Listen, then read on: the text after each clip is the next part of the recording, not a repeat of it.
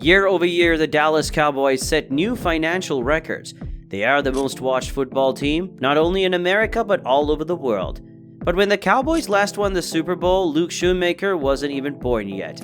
Despite the Super Bowl drought in the last 3 decades, in the financial column, the Dallas Cowboys remained untouchable by every other sports team in the world. Since 2016, the Cowboys have topped the list of the most valuable sports franchises every year, and they don't seem to be slowing down. It still rains money in Dallas. A star named the Dallas Cowboys burns brighter than other supernovas of American sports, consuming the national consciousness to a degree that even the Yankees or Lakers can't match. According to Forbes, Cowboys crossed the mark of $8 billion in valuation last year. But how did the Cowboys manage to be the most valued team in the world, while at the same time not being able to win anything in the last 28 years? When you look at the table of most valued sports teams, there are 2 things to notice. All of them are American teams, and 6 of them are NFL teams.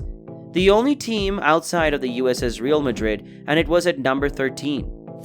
The Patriots are one of the most successful NFL franchises of all time, winning the Super Bowl record 6 times, and they also have the most Super Bowl appearances with 11. But when the Cowboys last won the Super Bowl in 1995, it was their last Super Bowl appearance as well. Let's break it down fundamentally.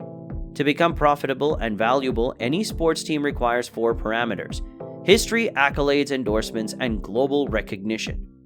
From a historical point of view, there are 2 main turning points that are going to define the Cowboys that we know today. John Facenda, a narrator for NFL Films. In 1978, during a highlight film, he opened with this introduction. They appear on television so often that their faces are as familiar to the public as presidents and movie stars. They are the Dallas Cowboys. They are America's team. The Cowboys' first game of the 1978 season was against the St. Louis Cardinals. During the match, the CBS television announcer introduced the Cowboys as America's team, and somehow from that day on, that name stuck. The 70s were the prime era for the Cowboys. During this period, they won the Super Bowl twice. They won the NFC Championship 5 times. They also won the Division Championship 7 times and appeared in the playoffs 9 times. They are the only NFL team to have had a record 20 straight winning seasons, from 1966 to 1985, during which they missed the playoffs only twice. During the 60s and 70s, first calculator was invented, humans landed on the moon, technologies were advancing like never before, and the world was entering the modern era.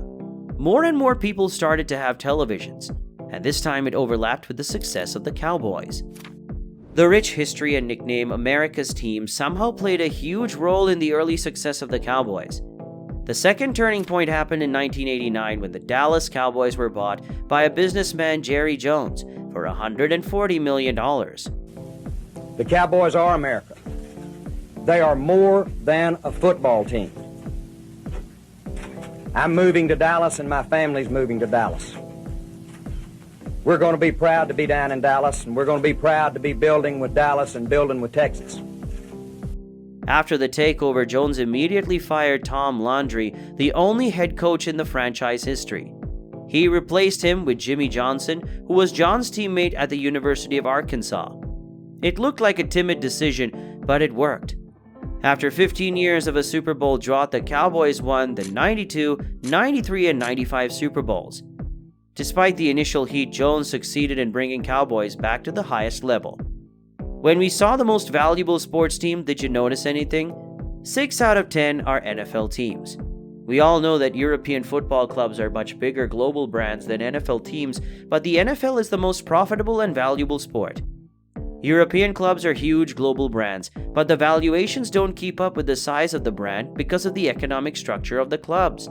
This economic structure of the NFL teams is also because of Jerry Jones's involvement.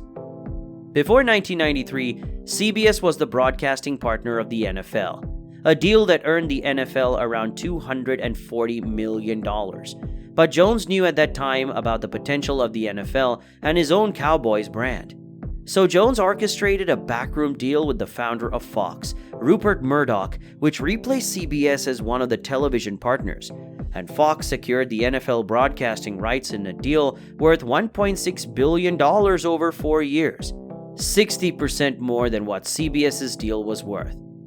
So Jerry bought in Fox. Fox dramatically increased the right fee. CBS lost NFL and all the teams started getting more broadcasting money than ever before. But still, the iconic brand of the Cowboys wasn't earning much because of the NFL's rules, which limited a team's ability to strike its own endorsement deals. Jones wanted to change that.